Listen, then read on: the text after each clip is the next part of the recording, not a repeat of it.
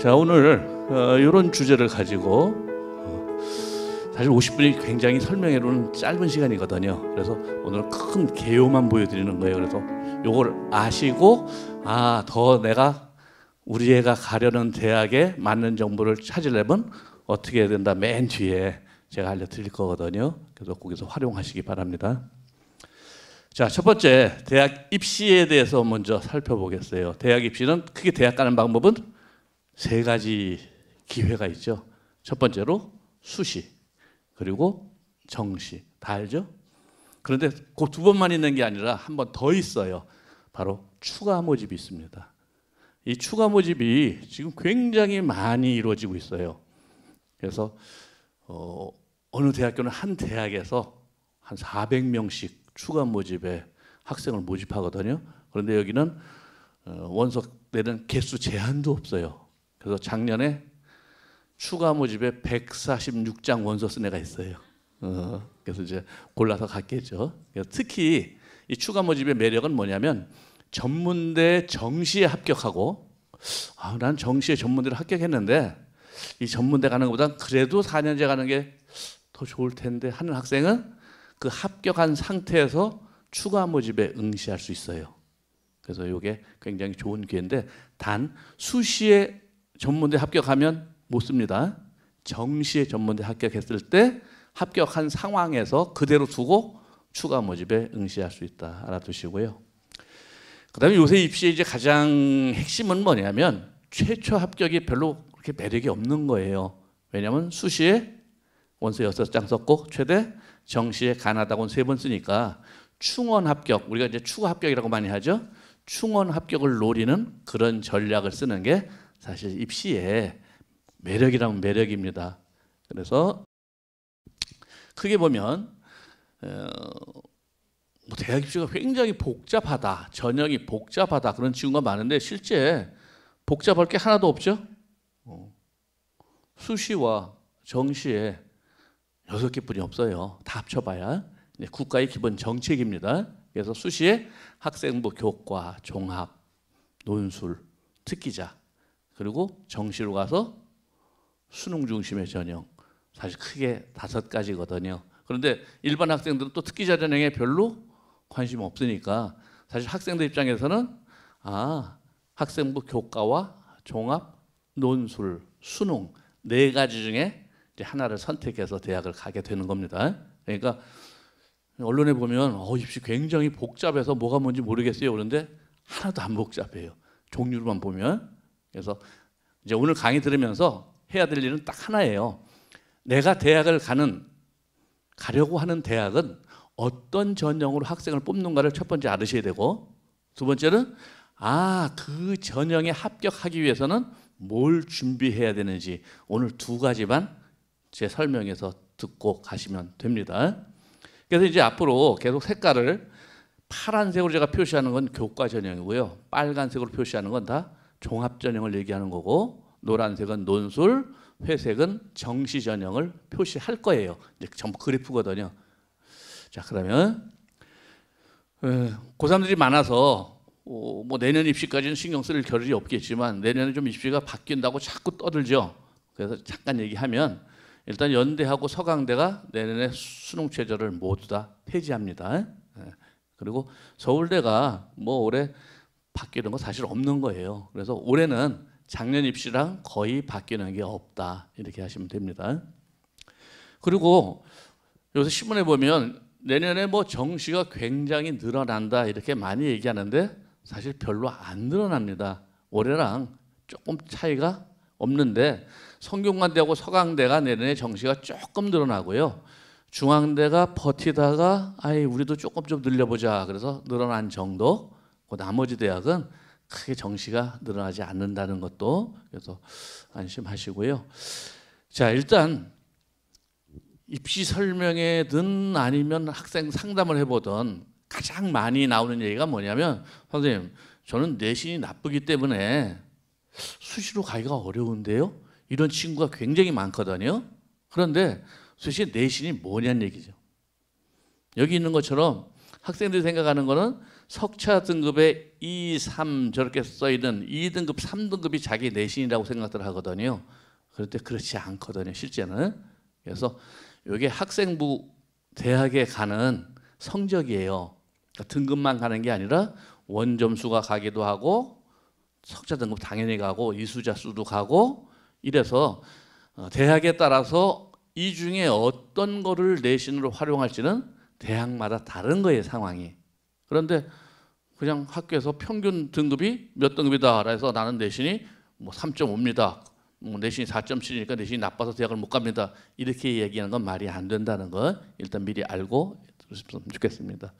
그다음 이제 수능 성적표를 보면 고등학교는 내신이든 수능이든 원점수라는 개념이 없어요. 그러니까 내가 이번에는 지난번 시험엔 70점 맞았는데 이번 시험엔 90점 맞았다. 그러니까 20점 더 맞았으니까 시험을 잘 봤다. 이런 개념이 없는 거예요, 고등학교엔.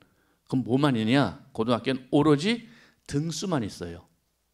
그러니까 시험이 어려워서 내 점수가 떨어지든 쉬워서 점수가 올라가든 이거는 전혀 의미가 없는 거고 내 등수가 올라갔냐 떨어졌냐만 중요한 겁니다.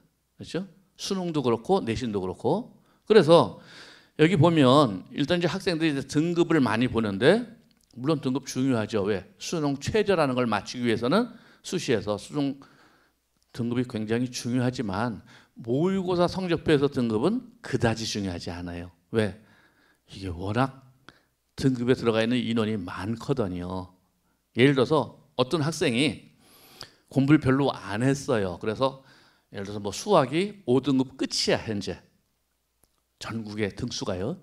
그런데 얘가 굉장히 공부를 열심히 해가지고 2달 뒤에 모의고사를 봤더니 11만 5천 등을 따라잡았어. 그러면 60만 명이 시험 봤을 적에 11만 5천 등을 따라잡기 위해서는 어마어마하게 공부를 많이 한 거죠.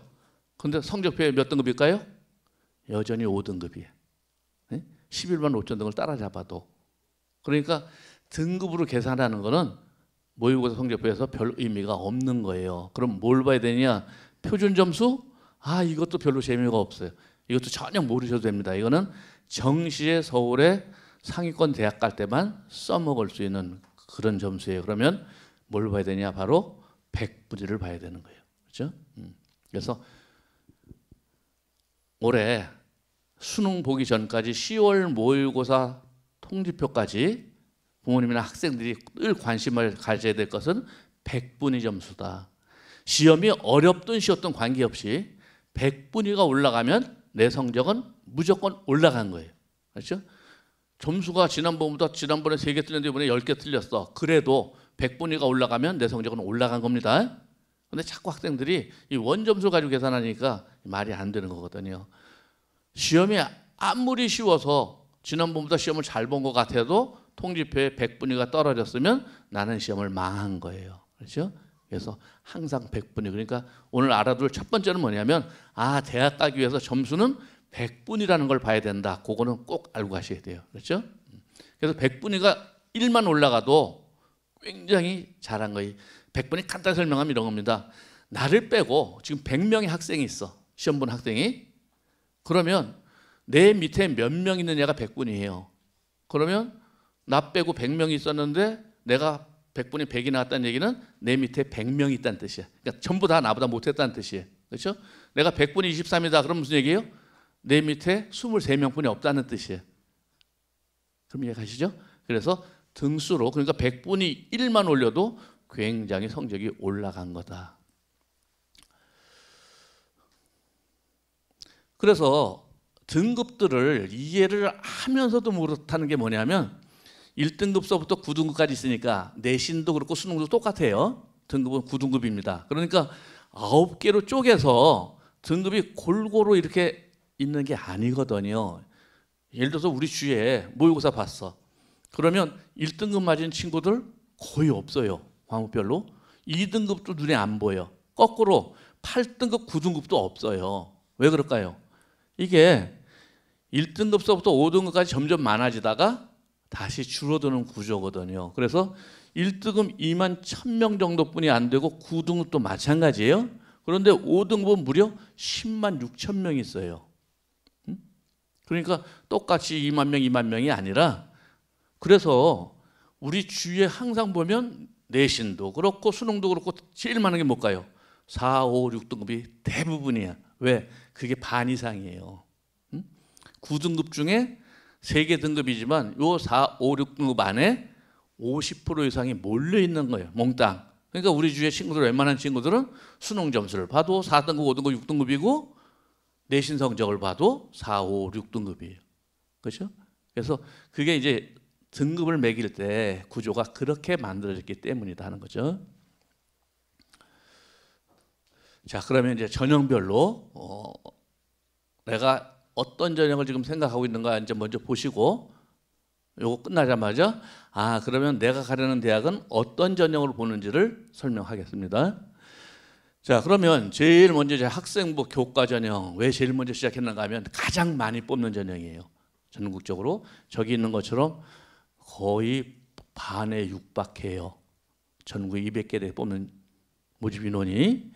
그래서 이제 교과 내신 성적으로만 뽑는 전형도 있고 면접이 또는 서류가 있거나 아니면 수능 최저가 걸려 있는 대학도 굉장히 많아요. 특히 국립대학들은 대부분 수능 최저가 걸려 있어요. 그래서 내신에다가 수능 최저가 합쳐져 있다.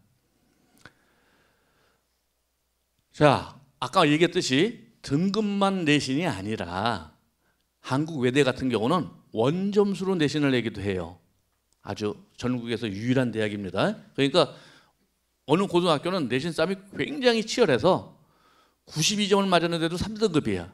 그럼 너무 억울하거든요. 그래서 90점 이상은 무조건 1등급으로 처리해주고 80점 이상은 2등급 처리해주는 이런 식의 내신 내는 대학도 있어요. 그게 이제 한국 외대고요. 그다음 그 밑에 있는 지점수란 건 뭐냐면 연대가 주로 쓰던 점수 체계예요. 이것도 마찬가지로 우리 학교는 내신 싸움이 너무 치열하고 공부 잘하는 애들이 많이 있어. 그래서 내신 따기가 너무 힘들고 문제 하나만 틀려도 내신이 뚝뚝 떨어져. 이런 애들, 이런 학교를 어떻게 좀 보정해 줄 수 없을까 해서 만든 체계가 지점수 체계예요. 그래서 요거는 평균하고 표준 편차를 가지고 점수를 다시 내는 거예요. 그렇죠? 그래서 등급만 있는 게 아니라는 거. 또 주의해야 될 게 뭐냐면 성적을 반영하는 방법도 그냥 등급을 단순히 내는 게 아니라 몇 과목을 낼 거냐에 따라 달라지는 거예요. 그래서 제일 잘한 과목 3개만 뽑아서 내신을 내는 대학도 있고, 예를 들면 또 비중도 1학년, 2학년, 3학년이 다른 경우도 많이 있어요. 예를 들면 뭐 어느 대학이 1학년이 20%, 2학년 30%, 3학년 50%라고 가정한다면 내신이 가장 중요한 건 당연히 뭘까요? 3학년 올해 내신이 절대적이에요. 나 1학년 때 내신이 나쁘기 때문에 내신 망쳐서 안 돼. 그런 대학들은 1학년 내신은 별로 의미가 없거든요. 왜? 3학년은 한 학기만 갖고 내신 50%가 들어가니까 1학년, 2학년은 두 학기께 20, 30%가 들어가는 데 비해서. 그래서 꼭 내가 2학년 때까지 내신이 나쁘다고 해서 지금 올해 원서 낼 적에 내 내신이 나쁜 건 아니다 하는 걸 끝까지 관리를 잘해야 된다. 이 교과 전형의 가장 큰 특징은요, 일단 경쟁률이 굉장히 낮아요. 왜 낮을까요? 이미 내가 합격할지 떨어질지 다 알아. 예상이 되거든요. 입시가 가장 단순한 게 바로 교과 전형이에요. 그래서 주로 붙을 애들만 원서를 내다 보니까 경쟁률이 낮고, 그러면 어떻게 될까요? 붙은 놈만 다 붙어. 처음에. 그러니까 어떻게 해요? 최초 등록률이 굉장히 낮아져요. 그러면 결국 내가 6개 대학을 다 붙으면 어떤 일이 벌어질까요? 6개 다 원서 접수 안 되니까, 등록을 못 하니까 하나만 등록하면 5개 대학은 비게 되죠. 그럼 이제 충원 합격을 시켜야 되는 거예요. 그래서 충원 합격이 굉장히 많아지는 특징이 있다. 그런데 이 교과 전형은 그럼 내신이 좋아야만 가는 거냐? 그게 아니라 수능 최저가 높게 걸려 있다면 내신이 아주 낮아도 들어갈 수 있어요. 그러니까 대부분 학생들이 교과 전형 그러면 내신을 뽑는 거기 때문에 여긴 내신 1등급, 2등만 간다는데 그렇지 않다는 거예요. 눈높이를 맞추기만 하면 교과 전형이 내신 3, 4등급까지도 얼마든지 갈 수 있는 대학이 많이 있습니다. 그다음에 이제 교과 전형에 특히 인천 지역이 이 적성 전형에 굉장히 강한 지역이거든요. 제일 먼저 적성 전형에 시도를 한 곳이 인천 지역이에요. 그래서 상당히 많이 들어가고 있는데 적성 전형은 이제 교과 전형 안에 포함되는데 이 전형은 어떤 특징이 있는가 하면 1학년, 2학년 때까지 도무지 대학에 관심이 없었어요. 그런데 3학년 가만히 와 생각하니까 야 나도 대학을 가긴 가야 되겠는데 그런데 집에서 좀 다닐 수 있는 대학에 다니면 더 좋은데 라고 한다면 고3 지금 와서 시작해도 늦지 않는 전형이 적성 전형이에요. 이게 유일하게 이제 머리가 좀 깨서 나도 대학 가고 싶다 하는 학생이 할 수 있는 유일한 전형입니다. 다른 것들은 이미 준비가 많이 되어 있어야 되죠. 그래서 이 적성 전형 보면 상당히 숫자가 많아요. 그래서 이거는 특히 어떤 학생이 유리하냐면 교과서 수학 정도는 풀 수 있는 학생이라면 굉장히 유리합니다. 그러니까 수능 완성 이런 거 말고 그냥 수학 교과서 수준만 풀 수 있다라고 한다면 지금서부터 준비해도 충분히 합격 가능성이 높아요. 그런데 이게 합격률이 낮은 이유는 뭐냐면 지금도 안 합니다. 안 하고 있다 언제 하냐면 1학기 기말고사 끝나고 7월, 8월에 가서 시작하는 학생들이 많아요. 그런 학생들은 성공 확률이 굉장히 적겠죠. 그래서 요맘때쯤은 시작을 해야 적성 전형에 합격할 가능성이 높아진다. 그다음에 종합 전형은 뒤에서 다시 좀 자세하게 하겠습니다. 여기서 이제 우리가 알 거는 뭐냐면 대부분 상담을 하러 오면 어떤 질문을 하냐면 제가요 회장도 한번 했고요 봉사 120시간 했고 상도 10개 탔고 동아리 자율동아리도 3개 했는데 제가 학생부 종합 어디서 쓸 수 있는가요? 이렇게 질문하는 게 굉장히 많아요. 아직도 설명이 이렇게 많은데 무슨 얘기냐면 이거 결과로 갖고 뽑는 게 아니거든요. 걔가 뭘 했는데가 중요한 게 아니라 거기서 뭘 얻어내느냐가 중요한 건데 자꾸 뭐 했는데 되나요 안 되나 이렇게 질문하면 그 질문은 아예 상담 자체가 불가능한 상담이에요. EBSI에도 지금 상담 들어오는 거 보면 그런 거 굉장히 많이 들어오거든요. 그건 전혀 입시를 모르는 상황인 거죠. 학생부 종합전형은 어떤 결과를 가지고 내는 전형이 아니다. 뒤에 다시 설명할게요.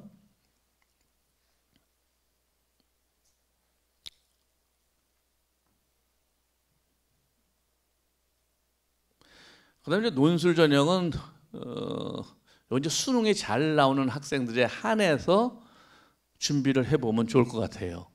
그래서 주로 이제 수도권에 있는 대학들 그리고 부산대, 경북대만 실시하는 그런 전형입니다. 특히 이 전형은 아까도 얘기했듯이 수능이 안 나오면 별로 재미가 없어요. 그러니까 이건 내신하고는 전혀 관계없고 수능 점수가 모의고사 점수가 현재 그래서 3등급대 이내 나오는 학생들은 해보면 굉장히 확률이 높을 수 있고요. 그런데 이것도 이제 뒤에서 제가 설명하겠지만 많은 학생들이 7월, 8월 달에 가서 준비를 하기 시작해요. 3학년. 그러니까 우리가 주위에서 보면 논술 중형 100명 원서 써봐야 3명 붙는다는데 그 이유는 뭐냐면 논술이 어려워서가 아니고 학원에 안 다녀서가 아니에요. 준비를 안 하고 시험을 보니까 떨어지게 되는 거거든요. 그래서 논술 전형도 준비를 제대로 하면 합격 확률은 굉장히 높은데 단 모의고사 점수가 나와야 되는 경우가 많다 하는 거예요. 그다음에 특기자 전형이 있습니다. 특기자 전형은 이건 한 학교에 몇 명 없지만 여기 특히 어학이나 수학, 과학 방면에 아주 뛰어나다는 이런 학생들이 한 학교에 이제 한둘 정도 있거든요. 이런 학생들을 위한 전형입니다. 그다음에 이제 정시 수능 전형으로 넘어가면 수능 가나 다군 해서 있는데 특히 서울 쪽에는 다군은 별로 없어요. 그러니까 가군과 나군 이제 두 개를 이제 지원을 하게 되고요. 혹시 교대를 지금 지원하고 싶다 하는 학생들은 정시 때는 몽땅 나군에 있습니다. 그래서 경쟁률이 굉장히 떨어지게 되겠죠. 10개 교대로 다 나눠져야 되니까 애들이 중복 지원이 교대는 불가능해요.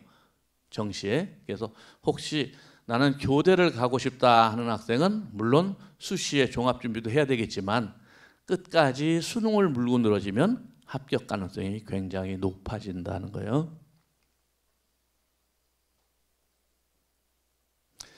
자, 그러면 이제 내가 가르는 대학들은 어떤 전형을 뽑느냐? 모든 대학이 다 같은 방법 뽑는 게 아니거든요. 그런데 어떻게 뽑느냐면 우리가 뭐랄까요? 학생들이 지원하는 선호도가 비슷한 대학끼리 그룹으로 묶여져 있어요. 그래서 같은 그룹의 대학들은 전형이 비슷합니다. 그래서 이제 흔히 설명해서 어떻게 구분하냐면 서울권에 있는 7개 대학이 하나의 그룹이에요. 서울대서부터 한양대, 성균관대까지. 그리고 또 15개 대학까지가 또 하나의 그룹. 그다음 30개 대학까지 하나의 그룹. 그다음 이제 거점 국립대학 이런 식으로 그룹을 나눠서 제가 정리를 한번 해볼게요. 일단 전국의 4년제 전형별 34만 8천 명을 4년제만 뽑습니다. 그러니까 전문대까지 뽑으면 이미 전국의 수능 53만 명 시험 보면 53만 등 한 학생도 대학을 서너 개는 골라갈 수 있어요. 이미 4년제 대학을. 그러니까 지금은 이제 대학을 들어가느냐 못 들어가느냐 그 문제가 아니라 내가 원하는 대학을 가느냐 못 가느냐 지금 그게 중요하니까 오늘 강의를 듣는 거지. 난 그냥 4년제 대학 들어가는 게 목표다. 그럼 그냥 어서 쓰면 무조건 들어가게 돼 있어요. 지금 상황이 이미 학생 수하고 대학 모집 인원과 균형이 깨지기 시작했어요.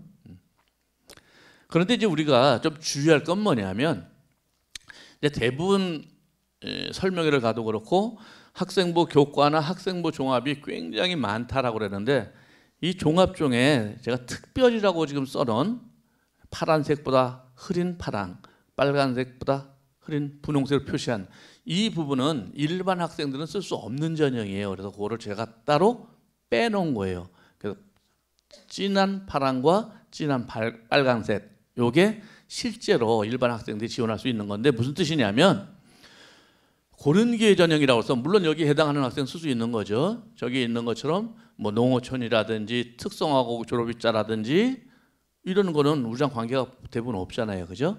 그래서 저 분홍색이나 여기 지금 흐린 파란색으로 한 거는 저기에 해당하는 학생들이 쓸 수 있는 전형이고 일반 학생은 쓸 수 없기 때문에 실제로 학생부 종합 모집 인원은 6만 2천 명이 채 안 된다 하는 것 좀 알아두시고요.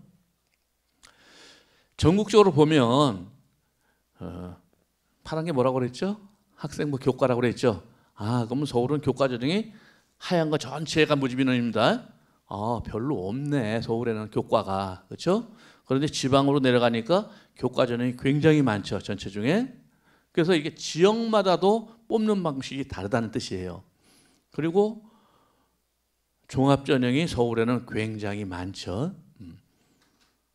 그런데 지역에 따라서 경남, 울산이라든지 이런 데 전북이나 가면 빨간색이 거의 안 보이죠? 아, 여긴 종합 전형이 거의 없구나. 그러니까 모든 대학이 교과 종합 논술을 다 보는 게 아니라는 것 오늘 일단 그걸 아셔야 돼요. 그리고 논술이 좀 있고 정시가 있습니다. 그러면 수시만 가지고 우리가 얘기를 하자면 전국에 저기 있는 것처럼 파란색, 빨간색을 합치면 거의 다예요. 학생부 전형이 85% 이상이에요. 그래서 전국의 수시의 대부분의 전형은 현재 학생부 전형이다. 그런데 이제 그걸 조금 더 자세하게 나눠서 그럼 우리가 진짜로 가고 싶은 희망사항이죠.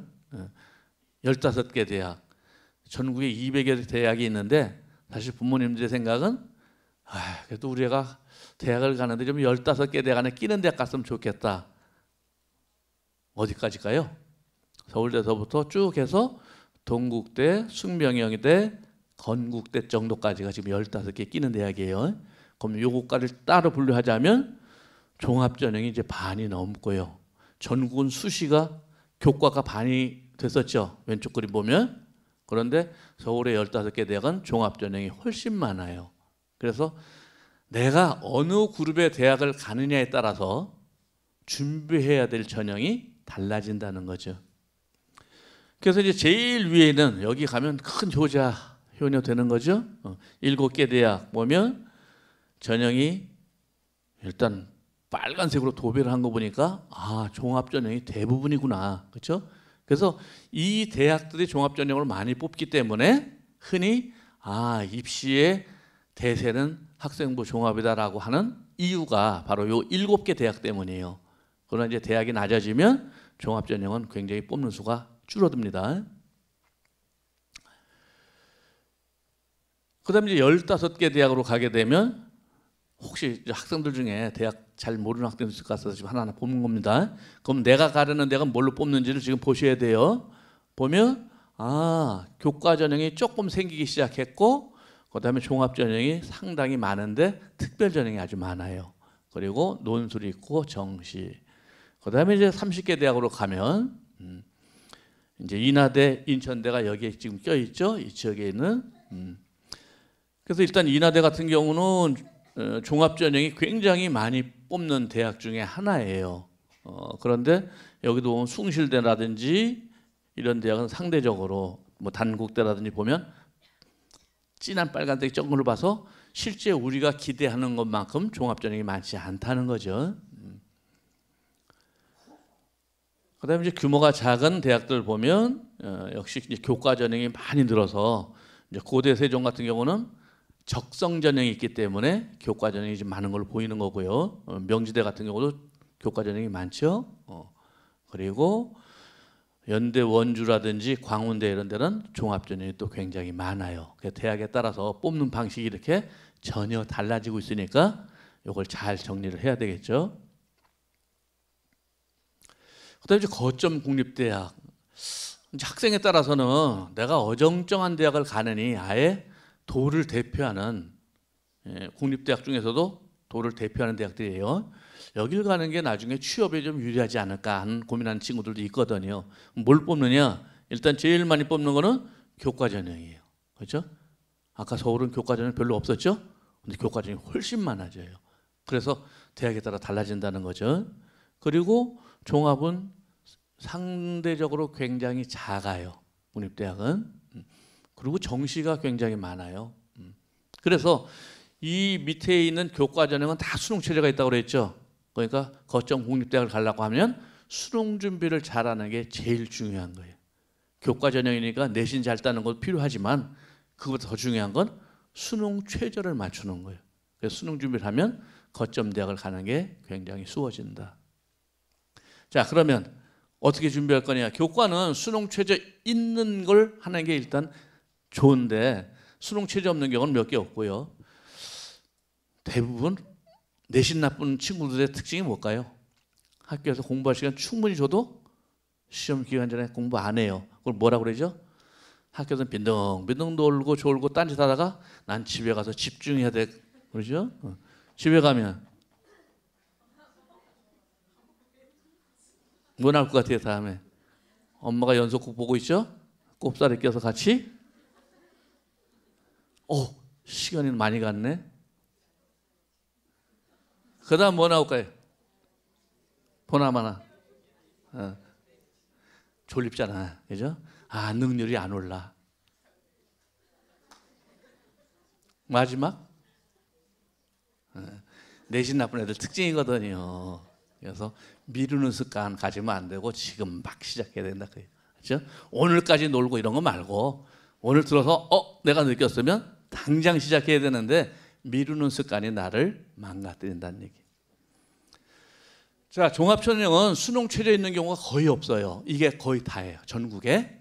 이 빼놓고 이 대학 전형 빼놓고는 서울대서부터 일반 전형부터 다 수능 최저가 없어요. 그래서 친구들이 수능 공부를 안 하기 때문에 지금 입시에서 전부 원하는 대학을 못 가는 거예요.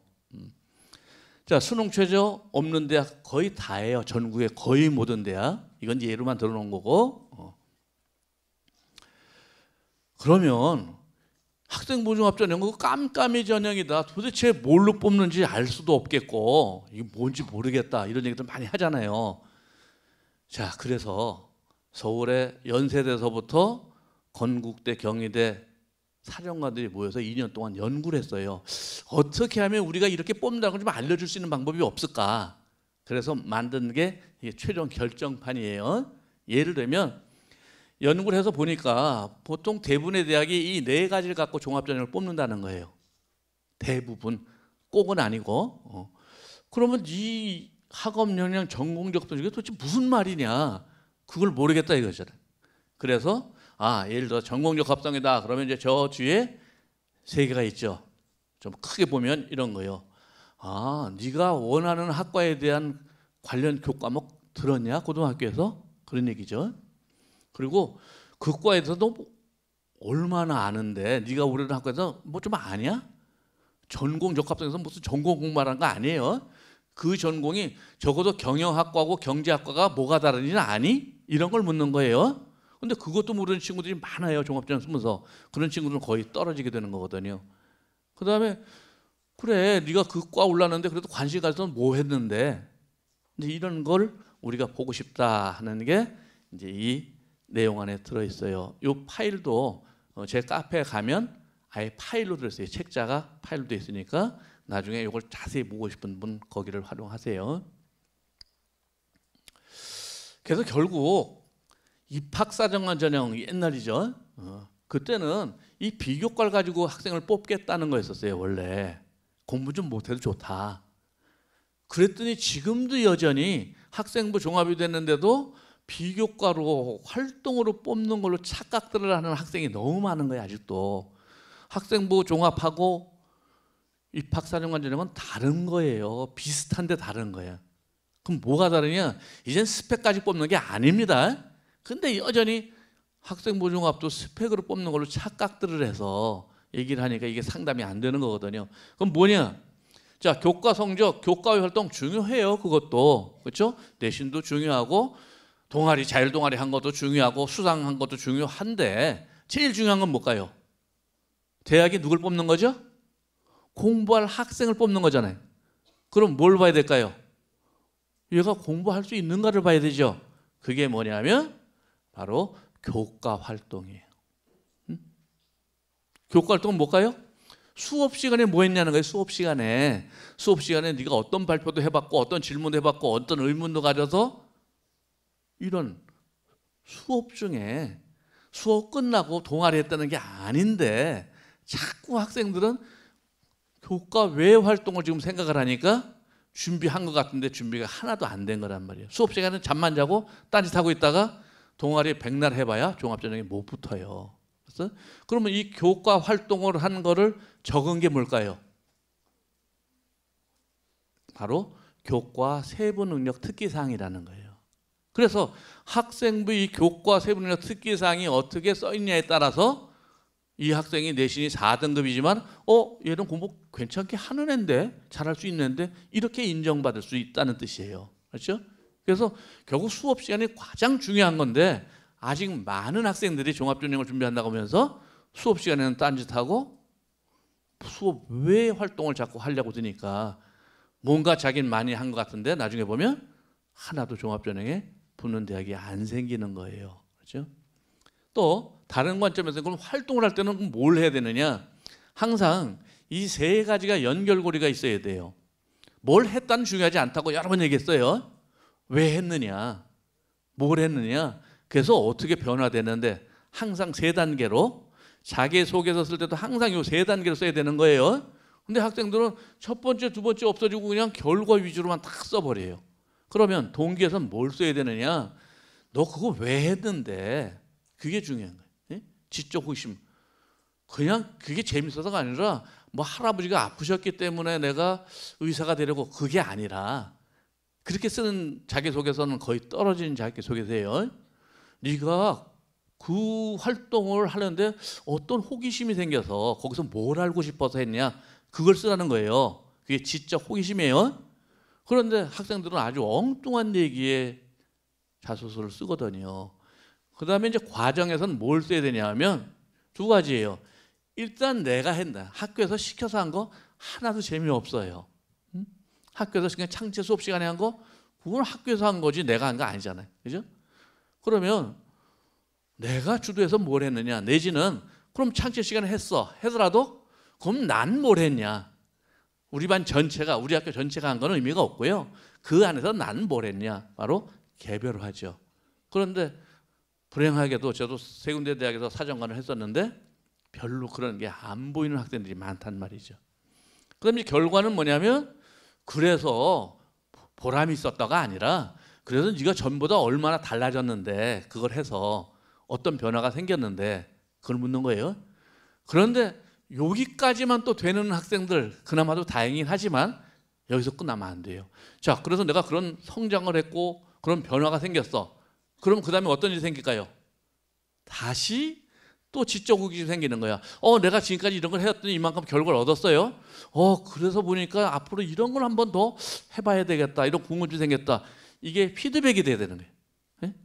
그런데 대부분의 학생의 자소는 저기서 결과로 딱 끝내버리고 말거든요. 그냥 보람이 있었다. 그러니까 그런 자소서 가지고는 이제 합격 가능성이 굉장히 낮은 거예요. 그러면 이 과정 속에서 더 중요한 건 뭘까요? 바로 기록이 돼야 된다는 거죠.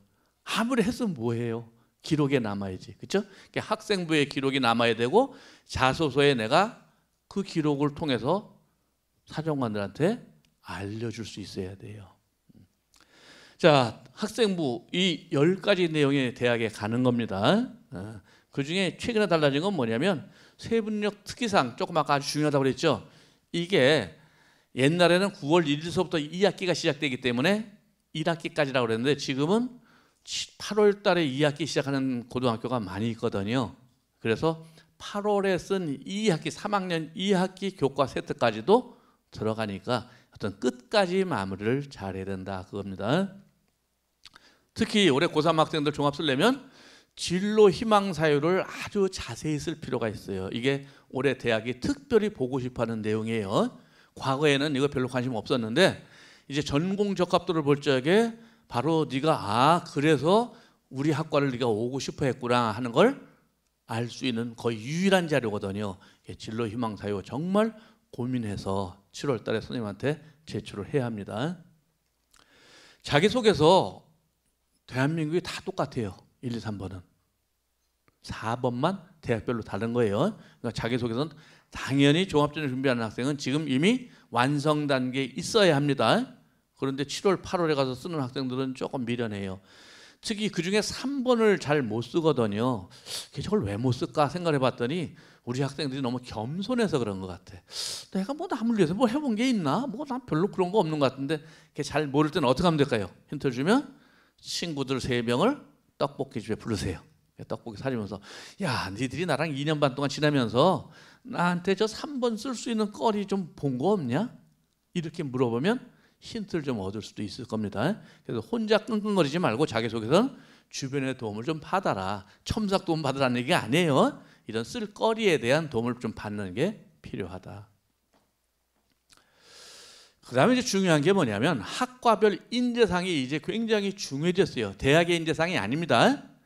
그 학과에서 어떤 학생을 뽑고자 하는 거예요. 특히 서울시립대 같은 경우는 굉장히 중요해요. 이거에 관계없이 내 멋대로 자소 쓰면 그건 소설이에요. 그렇죠? 그래서 대학이 예를 들어 관광경영학과다 그러면 어떤 학생을 뽑으려는지 다 나오잖아요. 그죠? 그러면 이런 역량을 보여줘야 붙을 수 있겠죠. 대학은 이런 역량을 보고 싶다는데 자기소개서는 이런 내용이 하나도 없어. 그럼 뽑을 수가 없는 거예요. 쉽게 해서.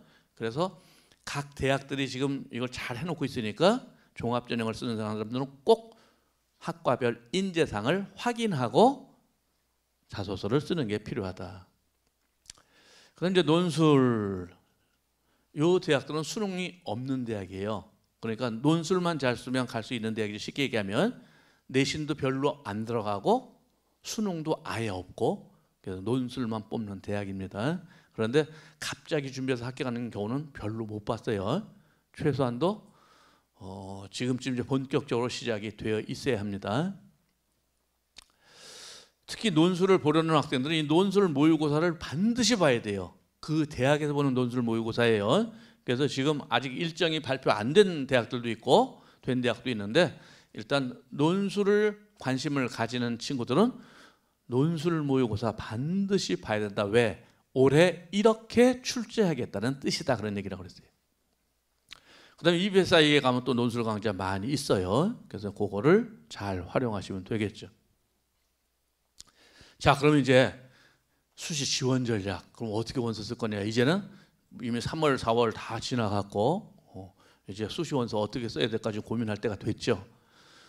자, 일단 기본 지원 전략은 뭐냐면 수시 원서 쓰는데 내가 아무리 그동안 여러 가지를 준비해 왔어도 맨 밑바닥을 먼저 알아야 돼요. 내가 원서 쓸 수 있는 끝, 밑.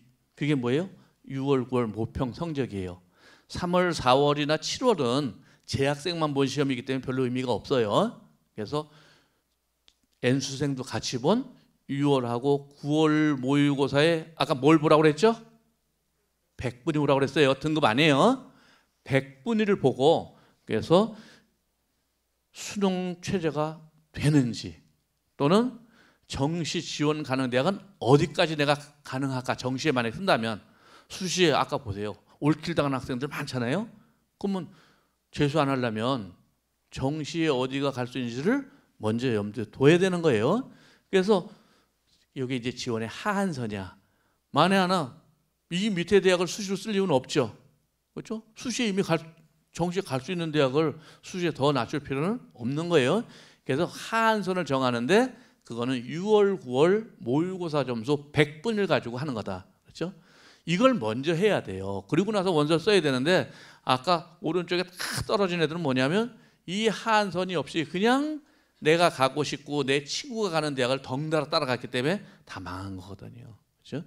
그리고 나서 이제 나의 특장점을 찾아내야 돼요. 그래서 내가 내신이 아주 우수하다 그러면 교과전형 당연히 가는 게 좋을 거고 나는 내신도 내신이지만 전공적합도라든지 비교과 이런 거를 잘 준비했다 그럼 뭐 할까요? 당연히 학생부 종합 쪽으로 갈 거고 논술 준비 또는 수능이 잘 나오는 학생들은 나는 수시가 안 되니까요 수능 준비만 해서 정시 간다 그건 바보예요.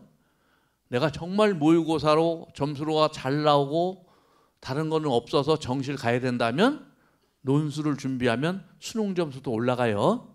그래서 논술하고 수능은 같이 맞붙어 있는 거예요. 그렇죠? 그리고 나는 어떤 실적이 있다. 체육 실적이든 어학 실적이든 예를 들어 토익을 내가 뭐 905점을 맞았다. 그러면 갈 수 있죠. 특기자 전형으로 토플 탭스 가지고 대학 갈 수 있는 거예요. 그러나 토익 토플 탭스 같은 거는 뭐에다가 쓰면 안 되죠? 학생부 전형에 자기소개 쓰면 무조건 떨어져요. 요 구분 잘 하셔야 돼요. 학생부 전형에 실적을 쓰면 그건 무조건 떨어지는 거고 특기자 전형은 실적으로만 뽑는 거예요. 내신 수능 없이. 그렇죠? 그래서 그걸 잘 구분하셔야 되는 겁니다. 전형을. 그래서 100분이 어디서 할 수 있느냐 이게 통지표예요. 아까 처음에 보여준 건 최종 수능 통지표고 이게 모의고사 통지표죠. 엄마들 이 통지표 봤어요? 이거 한 번도 못 봤으면 곤란합니다. 1학년 수도 계속 보냈는데. 그래서 여기에 보면 요 오른쪽에 보면 100분위가 나와요. 이렇게. 그래서 이 100분위를 보고 내가 이 100분위는 정시에 어느 정도 대학을 갈 수 있는지 예를 들면 이런 거죠. 100분위 99, 97, 96, 93 정도까지는 15개 대학까지 갈 수 있는 100분위 성적의 문과에 이거 잘 모르겠다 그러면 등급이 1등급 정도가 쭉 오릴이 나왔다 그러면 서강대 한양대까지 되는 거구나 그런 뜻이고요. 나는 2등급 올라오는데 교과로 그건 좀 어렵죠. 그다음에 2등급 때까지 나오면 보산 이제 건대 정도까지 쓸 수 있는 그런 등급이 되는 거고 이제 3등급 때까지 나오면 인하대 아주대서부터 서울에 있는 인서울까지 가능한 거죠. 근데 3등급 벗어나면 수능이 정시로 인서울 하기엔 굉장히 힘든 점수예요. 마찬가지로 이과도 마찬가지예요. 이과는 이제 서울대보다 더 높이는 데가 의대가 있죠.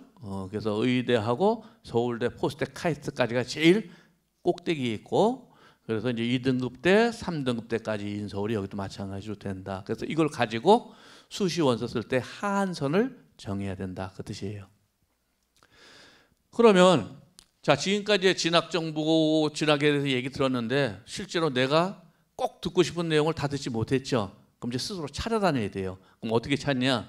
일단 교육청의 진로 진학 사이트에 가면 제일 좋은 정보가 있어요. 자기 지역에 맞는.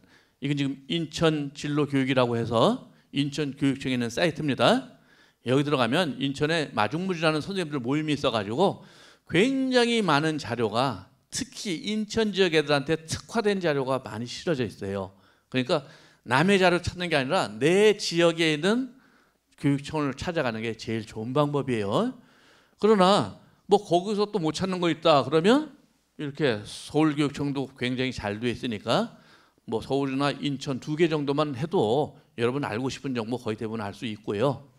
또 아까 앞에서 뭐 설명했는데 EBS에 가면 입시 정보가 있어서 여기 지금 입시 정보 누르면 상담실에 가면 저도 여기다 상담 답글을 달아 드려요. 그래서 여기 와서 답을 얻어갈 수도 있겠죠. 그래서 그냥 막연히 있지 말고 내가 필요한 정보를 찾아다니는 게 필요해요.